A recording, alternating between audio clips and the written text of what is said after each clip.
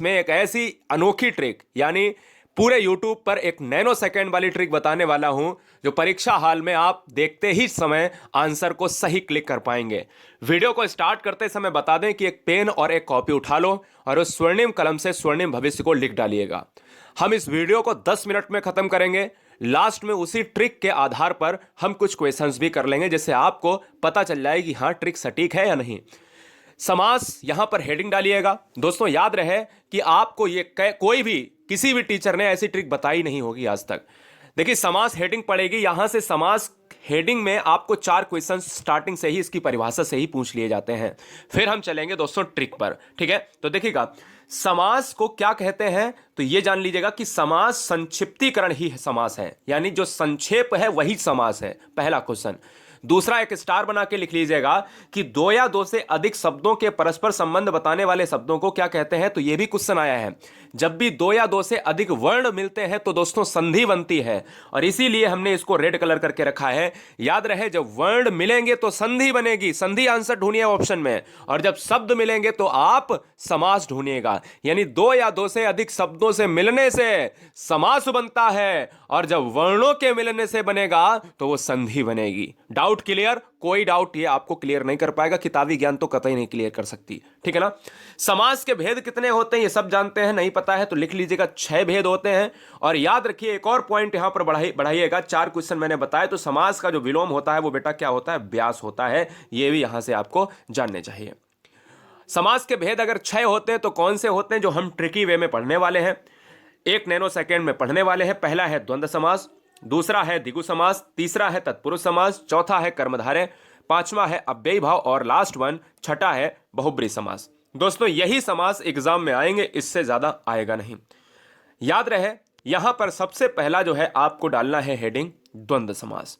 द्वंद्व समास क्या है, कैसे इसको एग्जाम हॉल में बहुत आसान तरीके से हम लॉक करेंगे। सबको पता होता है कि भाई उसमें देख लो द्वंद्व समास में कि ये वाला आपको चिन्ह दिख जाए तो बस वही आंसर है। ये गलती मत करना, ये चिन्ह दोस्तों अव्ययी भाव में भी मिलता है। जो आपको आज डाउट क्लियर, क्योंकि अधूरा ज्ञान लेते हैं बच्चे, वही अगर खतरनाक होता है। जैसे अगर मैं आपसे ये कह दूं, ये बताओ रात रात में कौन सा समास है, रात और रात में कौन सा समास है, तो बहुत से बच्चे कहेंगे द्वंद्व है, जो पूरी तरीके से गलत है क्योंकि आपने देख लिया योजक चिन्ह। तो आपका ज्ञान भैया बिल्कुल पूरी तरीके से नष्ट हो गया, जिनको नहीं पता है, ठीक है ना। अगर मैं आपसे बात करता हूं द्वंद्व समास क्या होता है, सबसे पहले ये पढ़ो, बाद में हम अव्ययी पढ़ेंगे।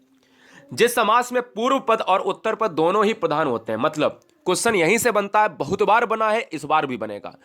जिस समास के दोनों पद प्रधान हो, यानी पूर्व पद और उत्तर पद, अगर किसी समास में दोनों पद प्रधान होते हैं तो वो समास कौन सा होता है, तो लिखिए अपने नोट्स में, उसे द्वंद्व समास कहते हैं। यानी दोनों पद प्रधानता वाला समास द्वंद्व होगा, कोई डाउट नहीं।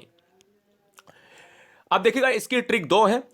अब 2 में एक ही ट्रिक आपका काम आ जाएगा। द्वंद्व समास में अधिकतम, हमने वर्ड लिखा है अधिकतम, सभी में नहीं, 99% जो है इस चिन्ह का यूज होता है, 1% नहीं होता है। 99% कहां पर होता है वो भी बताएंगे दोस्तों। द्वंद्व समास में अधिकतम जो है योजक चिन्ह का प्रयोग होता है और द्वंद्व समास में और विभक्ति का लोप होता है। जैसे अगर मैं बात करूं दोस्तों राम सीता, एक तो इस तरीके से अगर लिखा है तो आपने ये देख लिया कि भैया ये वाला जो है, ये वाला चिन्ह लगा है तो लगा दिया, और राम और सीता इसको जब तोड़ोगे तो यहां पर निकलेगा मुख से कि राम और सीता, तो तुरंत हो गया। लेकिन दोस्तों हमेशा आपको एक चीज याद रखना है कि द्वंद्व समास कब होगा। द्वंद्व समास तभी होगा जब उसके आपस में शब्द विलोम होंगे। जैसे भाई का बहन है, विलोम का मतलब है उल्टा होना, भले ही लिंग बदल जाए, समान नहीं रहने चाहिए। द्वंद्व समास में योजक लगा है और योजक को लगाते ही द्वंद्व मत मार देना। यह भी चेक करना कि द्वंद्व में योजक लगा है और वो विपरीत लिंग के हैं या नहीं, या विपरीत शब्द है या नहीं, या विपरीत विलोम है या नहीं, समझिएगा मेरी चीज। और उसमें और का लोप हो रहा या नहीं हो रहा, यही नहीं बच्चे समझते हैं। जैसे सुख का जो है उल्टा होता है दुख, पाप का उल्टा होता है पुण्य, भाई का उल्टा बहन होता है, राम कृष्ण, माता और पिता, रात और दिन, है ना। तो ये क्या है, यह है दोस्तों आपके द्वंद्व समास हैं। यह चीज क्लियर हो गई। और जब सेम सेम आ जाए दोस्तों, बोले कि दिन और दिन, इसमें योजक चिन्ह देख लिया बच्चे ने लगा दिया, गलत हो जाएगा। हमें यह भी देखना है कि क्या सेम सेम तो नहीं है, अगर सेम सेम है तो द्वंद्व समास नहीं होगा। अब ये कैसे होगा ये आगे जानेंगे, उससे पहले हम द्विगु समास पढ़ते हैं। चलिए, जिस समास में पूर्व पद संख्यावाची हो, क्वेश्चन यहीं से बनता है कि जिस समास में पूर्व पद संख्यावाची हो वही द्विगु समास कहलाता है। चैनल पर पहली बार हो तो चैनल को ईमानदारी से सिलेक्शन के लिए ईमानदारी से हर शेर, हर शेरनी, हर बहन, हर भाई, हर गृहिणी सब्सक्राइब कर लें। दोस्तों याद रखिएगा, संख्यावाची अगर पद प्रधान है तो द्विगु समास होगा। ट्रिक क्या है कि अगर द्विगु समास में संख्या की प्रधानता है, बात खत्म। जैसे नवरत्न 9 आ रहा, सप्तदीप 7 आ रहा, त्रिभुवन 3 आ रहा, शतमंजिल 7 आ रहा। मेरी बात समझ में आई? बहुत आसान भाषा में आप सभी को हम चीज़ों को बता रहे हैं। कोई बच्चा ये नहीं कह सकता है कि भैया हमारा कोई क्वेश्चन गलत हो गया। जहां पर डिजिट होगा वहां पर बेटा क्या होगा, द्विगु समास हो जाएगा। कर्मधारय, कर्मधारय क्या है? चलिए कर्मधारय पढ़ लेते हैं और फिर आपको बताते हैं वो दिन दिन और रात रात वाला जो योजक चिन्ह वाला समस्या थी वो कहां पर आपको लगानी है, वो भी डाउट क्लियर करेंगे। कर्मधारय समास क्या होता है? कर्मधारय समास हर क्वेश्चन की परिभाषा, हर समास की परिभाषा से एक लेना। अगर अच्छा लग रहा हो और नहीं अच्छा लग रहा है तो मस्ती से पढ़ते रहो। जिस समास में पूर्व पद विशेषण होता है उत्तर पद विशेष से होता है। अब आपको समझ में नहीं आएगा क्योंकि यही तो किताब में लिखा है। याद रहे, जो समास किसी शब्द की विशेषता बताए, हमेशा एक ट्रिक याद रखो अपने दिमाग में कि कोई भी समास आपसे पूछा जाए तो उस शब्द को, जैसे काली मिर्च है, उस शब्द को तोड़ लो 2 भागों में। काली प्लस मिर्च, भले ही ना टूटे फिर भी तोड़ लो अपने मन से, भले ही ना टूटे। जैसे पीछे हमने समास पढ़ाया तो जैसे बोला नवरत्न, 9 तोड़ लिया और रत्न तोड़ लिया। कितने रत्न है? 9। संख्या आई है, बोले द्विगु समास हो जाएगा। समस्या क्लियर हो गई। ऐसे ही कोई भी शब्द आपके सामने आए तो उसको तोड़ लो। यानी क्वेश्चन में पहला तो परिभाषा आप याद कर लीजिएगा कि अगर किसी समास में विशेषण पद प्रधान है तो कर्मधारय होगा, अगर किसी समास में विशेषता बताई जाती है तो कर्मधारय होगा। अब ट्रिक देखिएगा, विशेषता बताने वाले को कर्मधारय कहते हैं, यही ट्रिक है। अब बोले सर कैसे पहचानेंगे? मैंने कहा शब्दों को तोड़िए, लिखिए आंसर, लिखिए वहां पे क्वेश्चन लिखिए एग्जांपल में कि काली मिर्च। अब मैंने अगर लिखा भी भाई कि काली है और एक तरफ लिखा मिर्च है, क्लियर है? तो ये मिर्च कैसी है दोस्तों? काली है। ये मिर्च की विशेषता है कि वो काली है। अगर मैं पूछूं कि तुम्हारे पास कैसा कोट है या तुम्हारा कैसा रंग है, बोला कि मेरा रंग जो है सफेद है, मेरा रंग काला है, तो उसके रंग की विशेषता है कि दोस्तों वो काला है। या मैं कहूं कि रमेश जो है बहुत ईमानदार लड़का है, तो उसकी क्या विशेषता है कि वो ईमानदार है। इसी तरीके से इस मिर्च की क्या विशेषता है? लाल है, नीली है, पीली है, हरी है, तो लाल मिर्च जो है कैसी है? या तो लाल होगी, लाल मिर्च भी कहीं ना कहीं कर्मधारय है, काली मिर्च भी कहीं ना कहीं कर्मधारय है। इसी तरीके से कमल कैसा है? नीला है ना? तो दोस्तों याद रखिएगा, यहां पर पीतांबर को आप थोड़ी देर के लिए अभी हटा दीजिएगा। पीतांबर क्यों हटा दीजिएगा मैं बताऊंगा। चंद्रमुखी, मुख कैसा है? चंद्रमा सा।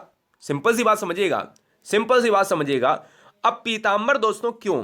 पीतांबर देखिएगा, पीला है अंबर कह सकते हो, लेकिन पीतांबर जब आपके ऑप्शन में बहुब्री ना हो तब आप कर्मधारय लगाइएगा।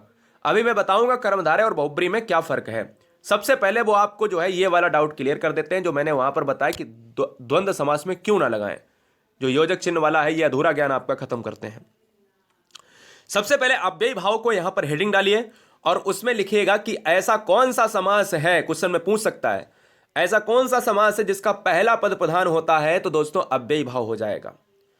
क्वेश्चन की ट्रिक लिखिएगा कि प्रत्येक उपसर्ग वाला समास अव्ययी भाव कहलाता है। अब आप कहोगे उपसर्ग क्या होता है? तो शब्द के आगे जो लगता है उसको उपसर्ग कहते हैं। शब्द के आगे जो लगता है उसको उपसर्ग कहते हैं। जैसे अगर मैं बात करूं कि प्रतिदिन, तो दिन के आगे प्रति लगा है तो ये प्रतिदिन, दिन के आगे प्रति लगा है, यही दोस्तों उपसर्ग होता है। याद रहे कि दुनिया का कोई भी शब्द है तो उसको तोड़ना पड़ेगा समास के लिए। ये मैं ट्रिक बताता हूं, ये कोई आपको नहीं बताएगा। ना किताब में लिखा होगा कि शब्द को तोड़ के तब आप समास करिए, मैं बताता हूं आपको। ना कोई यूट्यूब चैनल वाला बताएगा आपको, क्योंकि आपको ऐसी ट्रिक बता रहा हूं जिससे एग्जाम में 100% में आपको सोचना ही नहीं पड़े कि अरे ये भी हो सकता है क्या, ये भी हो सकता है। 2 ऑप्शन में कंफ्यूजन नहीं, सिर्फ एक होगा, धुआं धुआं करना है उसी एक ऑप्शन को। देखिए दोस्तों, दुनिया का कोई भी आपके पास शब्द हो तो उसको तोड़ लिया करिएगा। प्रत्येक उपसर्ग का मतलब है कि आप स्थान के आगे देखिए यथा लगा है, हमने कहा आ धन जीवन, जीवन के आगे आ लगा है, आंसर क्या हो गया? अव्ययी भाव। दिन के आगे प्रति तो उपसर्ग है, अव्ययी भाव। समय के आगे यथा उपसर्ग है, अव्ययी भाव। अब एक और चीज लिखिए कि अगर नोट में लिखिए नीचे, अगर कोई समास रिपीट शब्द होता है, जैसे रात रात और योजक लगा है तो बच्चे द्वंद्व लगा देते हैं। कोई भी शब्द रिपीटेशन में होता है, कोई शब्द बार बार आए और उसमें द्वंद्व वाला समास का जो योजक चिन्ह है यूज हो रहा है, तो दोस्तों वो अव्ययी भाव होगा। और जब दोस्तों आपस में विलोम हो, जैसे रात और दिन, तब क्या होगा? तब ये द्वंद्व हो जाएगा। क्यों? क्योंकि आपस में विलोम। आपस में जब विलोम ना हो दोस्तों, तो याद रखिएगा, क्या याद रखिएगा दोस्तों, तो वहां पर अव्ययी भाव होगा। क्लियर है? याद रखना है। और जब रिपीटेशन में हो तो दोस्तों वहां पर आप क्या लगाओगे? आप अव्ययी भाव लगाओगे। और जब ना रिपीटेशन में हो, जब विलोम हो, तो द्वंद्व लगाओगे। ठीक है, चलिए। बहुब्री समास क्या होता है? बहुब्री समास दोस्तों देख लेते हैं क्या होगा। चलिए, बहुब्री समास वो होता है कि जिस समास में दोनों पदों के माध्यम से एक विशेष तीसरे अर्थ का बोध होता है।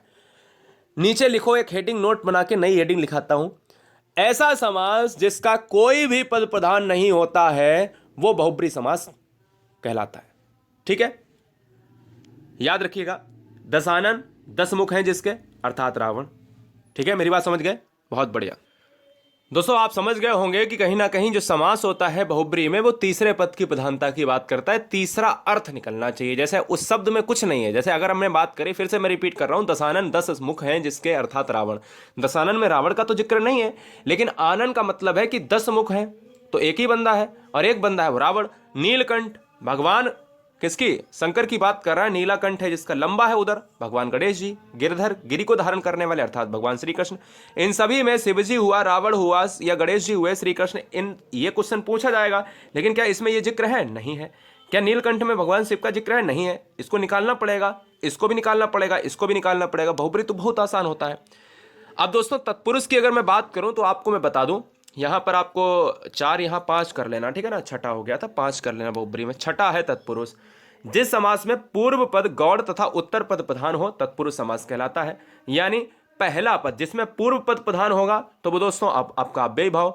जिसमें उत्तर पद प्रधान होगा, वो तत्पुरुष। ध्यान दीजिएगा, मेरी बात ध्यान दीजिएगा। अगर क्वेश्चन में पूछा जाए पहला पद प्रधान तो अव्ययी भाव, दूसरा पद प्रधान तो तत्पुरुष, दूसरे पद को ही उत्तर पद कहते हैं।